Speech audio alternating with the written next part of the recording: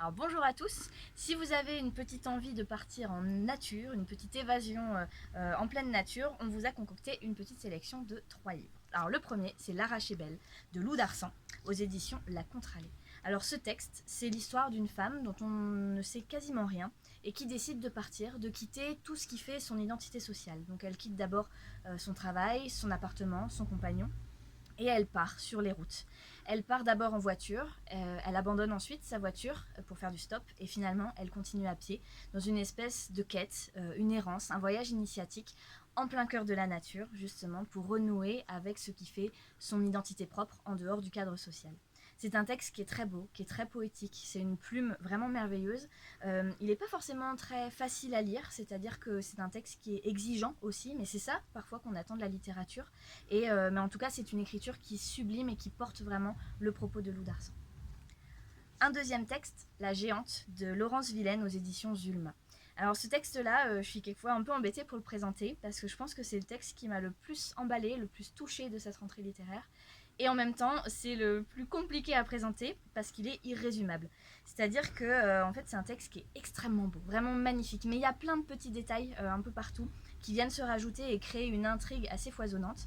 Donc je peux pas en dire beaucoup, mais en tout cas, ce que je peux dire, c'est que c'est l'histoire de Noël, une femme qui vit au pied d'une montagne qu'elle a surnommée la Géante. Elle vit seule dans une petite maison depuis que la tante, enfin la personne qu'elle appelle la tante, une femme qui l'a élevée est décédée. Cette femme l'a élevée et lui a aussi appris les secrets de la nature. Donc Noël, elle est un peu guérisseuse, un peu sorcière.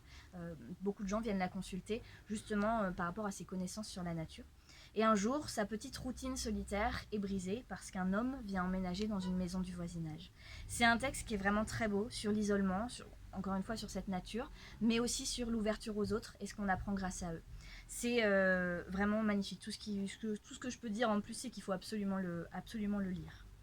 Et un troisième, c'est le Lièvre d'Amérique de Mireille Gagné aux éditions La Peuplade, maison d'édition québécoise. Et ici, c'est une autrice aussi québécoise.